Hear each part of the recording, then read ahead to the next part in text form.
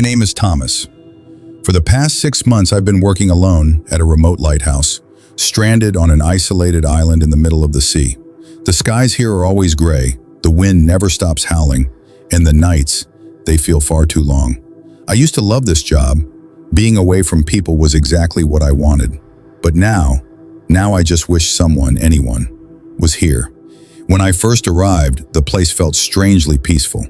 The beach was littered with pieces of old shipwrecks, and the lighthouse, though built from aged bricks, was still fully functional. It stood tall on a rock, casting its light far across the waters, a beacon of hope for distant ships. That first night, I had a disturbing dream. I saw a boy, soaked and dripping, standing at the base of the lighthouse, staring upward. I rushed to the door and opened it. No one was there. I chalked it up to exhaustion. One night, as I descended the stairs, I noticed wet footprints on the wooden floor, like someone drenched had walked inside, but the door had been shut tight. As I continued down, I suddenly heard a voice right by my ear. Thomas, clear, whispered. I was alone. I searched the entire building. Nothing. No one. While exploring the storeroom, I came across an old logbook, entries from the lighthouse keepers before me. One page was dated October 17th, 1892. Below it was written, "If the bell rings at night, don't open the hatch." My heart pounded as I flipped through the rest. Page 44, then straight to 79, several pages torn clean out. Around 2:15 a.m. one night, the bell outside, used to warn ships, began to ring. I had never touched that rope. I raced downstairs. The bell swung gently, creaking in the wind. No one was there. As I returned to the upper floor, something caught my eye. Near the door to the light room, a small note lay on the floor. You heard it too? Fresh, not aged, and I was supposed to be alone. By now, sleep had become a luxury I couldn't afford. I felt constantly watched. One night, while cleaning the mirror, I saw a shadow behind me. I turned fast, nothing there. Later, as I sat in the top room, the door suddenly creaked open. A cold breeze swept in, carrying the scent of salt, dirt, and something burning. Burnt wood. I was no longer in denial. I wasn't alone. The storeroom in the basement had always stayed locked. One morning I found the door wide open. Darkness oozed from inside, and I heard a faint, scraping noise, like something clawing at the wall. I turned on my torch. The beam reached only a few feet, and for just a second, I saw eyes, glowing, watching. While walking along the shore, I found something buried in the sand, a rotting wooden plank with carved words. Here lies the last keeper. Who opened the hatch? I bent down to lift it. Just then, a piercing scream rang out behind me. I spun around. No one. Only waves, only wind. Effed. I was counting the hours. That final night, a violent storm rolled in. I made sure the light was on. It had to stay lit. But suddenly the beam vanished. I rushed up the stairs. The bulb was still glowing. The system was fine. The light should have reached out into the sea, but something was blocking it. I looked through the window. He was there again, the boy, soaked, still, but this time he had no eyes. Then, bang, the door behind me slammed shut. I turned. A shadow stood inches from me. I couldn't see it clearly, just a blur, a void. And then I felt it, like my body was lifted, weightless. Then, nothing, just blackness. One was the inner mat. Today, a new keeper arrived. His name is Alan. He looked cheerful, excited. He hasn't felt it yet, but I can't tell him. I'm no longer a man. I'm a shadow now, hidden in the lighthouse's final beam. And the next time the bell tolls, he'll open the hatch too. My name is Edward, and if you're hearing this, I'm probably no longer alive. I'm a former Navy officer, and life gave me the chance to witness a lot. Storms, war, the merciless waves of the sea. But what I saw in that lighthouse, it took everything from me. My sanity, my memories, my soul. It started 3 years ago. After retirement, I bought an old lighthouse situated on a remote Scottish island, Dunbray Rock. The place was surrounded by myths, Tales of ghostly ships, flickering lights at midnight, and voices echoing through the wind. Locals called it cursed. That's exactly what drew me there. I wanted peace, and maybe, just maybe, to face something real. Something not from war, but from the unknown. The first night was peaceful. The sea whispered. The stars glimmered. The lighthouse, tall and cold, stood as a silent guardian. I spent the evening cleaning, unpacking, settling in. By midnight, I was fast asleep. But the second night, everything changed. I woke to a loud creaking sound, like heavy chains dragging across the wooden floor. I got up, thinking maybe the sea wind was rattling something loose. But the moment I stepped outside my room, I saw it. The light from the tower, which I had turned off before sleeping, was flickering on and off in perfect intervals, like Morse code. As a former Navy officer, I recognized the pattern instantly. SOS. I rushed up the spiral staircase to the control room. It was cold, much colder than it should have been. My breath turned to mist. The glass panes rattled even though there was no wind. I checked the power systems. Everything was turned off, yet the light continued to blink. I should have left then. I should have taken the boat and never looked back. But curiosity, or maybe pride, it kept me there. Over the next few days, things got worse. I started hearing footsteps at night, slow, deliberate, always stopping outside my bedroom door. But when I opened it, nothing, only the distant roar of waves. One evening, while exploring the base of the lighthouse, I found a locked iron door, old and rusted.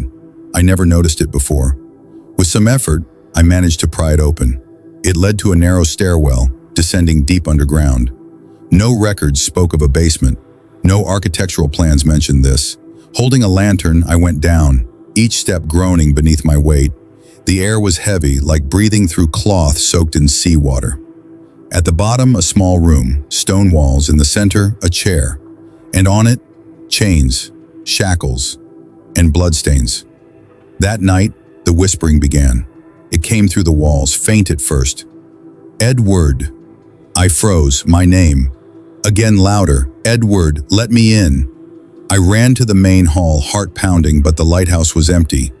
Or so I thought, because I saw her.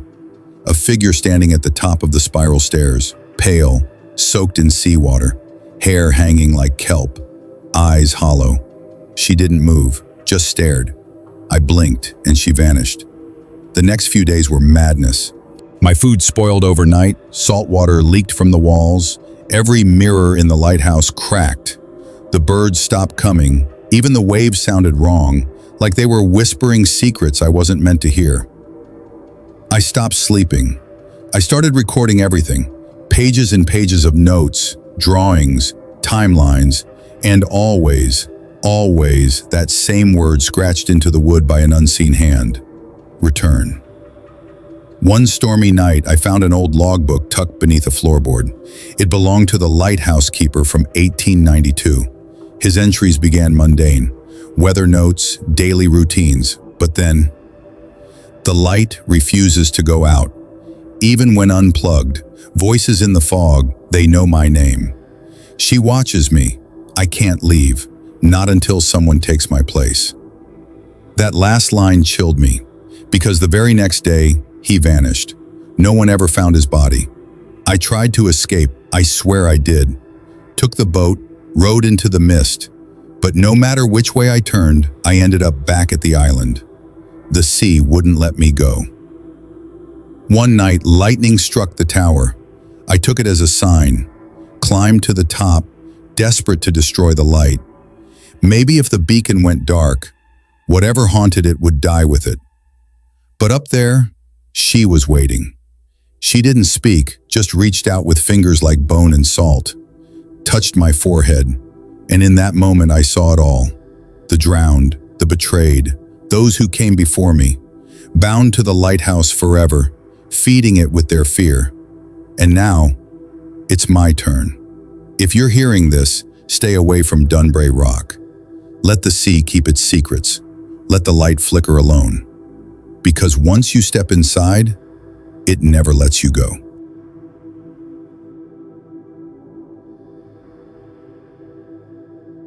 My name is Alex. By profession, I'm a photographer. But my interests go beyond just pictures. I'm deeply fascinated by stillness, abandoned places, and loneliness.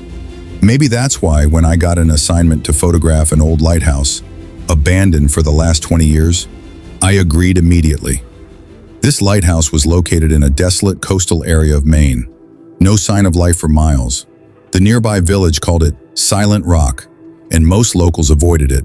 They believed something lurked there, something that awakens when the light goes out. I had always considered such tales to be just small-town legends. But now, as I write this with trembling hands, I know.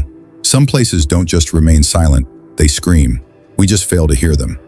Mark day 1, the night I arrived. I arrived around noon. The sky was ruled by thick clouds. The ocean looked still, as if a storm was holding its breath.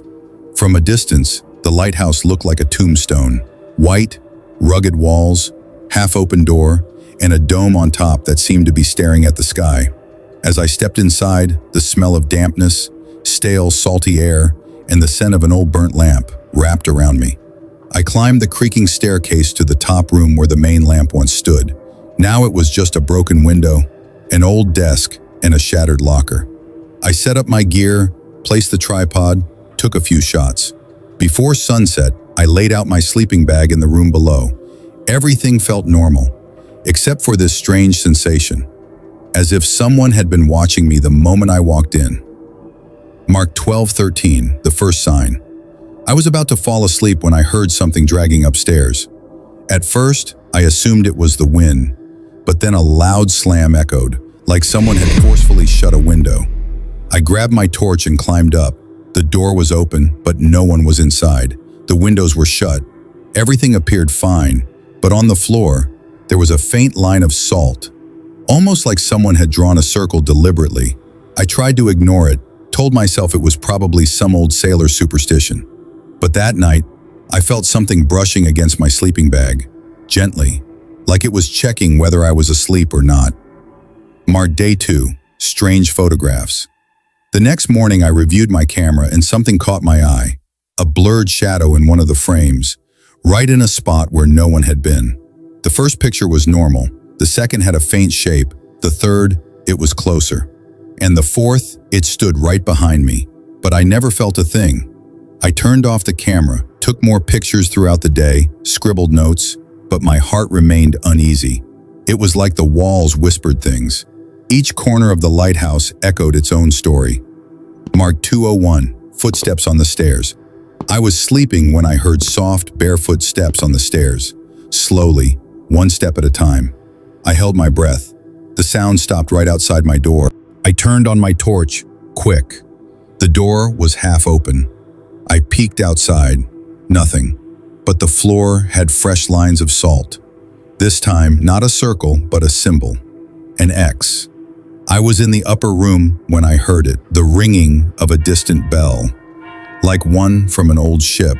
But when I looked out with my binoculars, there was nothing. The sea was still, no ship in sight. Yet for a moment, I saw the faint shadow of an old boat, the same one from historic pictures of this lighthouse. A chill ran through me. Was it a memory from the past or something else? I was downstairs when the old broken lighthouse lamp suddenly turned on. It wasn't possible. I rushed up, and the lamp was indeed glowing. But there was no bulb, no power source, and in that strange light, I saw a face. An old, translucent face staring at me. The eyes weren't dead. They were alive, very much alive. I found a dusty logbook in the broken locker, perhaps from the 1960s. A name was etched on it. Thomas Weller, keeper. I started reading. Every page contained disturbing entries. The shadow came again. It spoke without sound. It won't let me leave. If someone reads this, never let the light go out. It roams in the dark. I couldn't breathe. Was the same thing happening to me? Was this lighthouse a prison for a living entity? I had made my decision to leave first thing in the morning. I was sitting downstairs when suddenly the entire structure began to tremble. Cracks formed in the walls and doors burst open by themselves. I ran upstairs, and what I saw became my last memory. The main lamp room was flooded with light, and at its center stood a man, hunched, his face hidden, back turned toward me. I asked, "Who are you?" He slowly tilted his head. only half his face visible, and he whispered, "I am the one every keeper becomes. It's your turn now, Alex. You must stay." The next morning, a nearby fishing boat spotted the lighthouse glowing, even though no one had been stationed there for years. When they came to check, all they found was a camera, a sleeping bag, and a salt circle on the floor, with words scrawled in the center: "Stay in the light, or become the darkness." Alex was never found. His photographs, videos, gone. Only the logbook remained, with a new name written inside: Alex Moore, Keeper. Months passed, no sign of Alex. Authorities filed missing reports, but due to the lighthouse's remote location, the case slowly went cold. The lighthouse was deemed unsafe, but the nearby villagers knew better. They never believed the danger was gone. According to them, something still lived there. 7 months later, a young YouTuber named Kyle Raymond arrived at Silent Rock to film a documentary about Alex's disappearance. He brought with him cameras, drones, and a few friends. None of them knew. They weren't just filming a story. The first night, one of Kyle's friends was seen sleepwalking, barefoot on the stairs, eyes wide open but empty. The next morning, Kyle checked the footage, and there it was, a man in an old Navy uniform, standing in the same place Alex had been seen last. Kyle felt the change. He wasn't just a filmmaker anymore. He was part of the story. On the third night, the lighthouse lamp lit up again. Kyle captured it on camera. Some claim this footage still circulates on creepy YouTube channels. In that light, a face appeared, clear but altered. Some say it was Alex. Others believe it was Thomas Weller, the first keeper, who never let the light go out. On the fourth day, Kyle's voice was heard at the end of a final clip. "If anyone finds this, don't turn off the light. What's here isn't just darkness. It's alive. I saw it. And if the light dies, it will find you." After that, nothing. The lighthouse is now permanently closed. Local villagers avoid even looking in its direction. But on stormy nights, if you stand by the ocean and listen closely, the wind whispers, "Turn on the light, or I'll find you in the dark."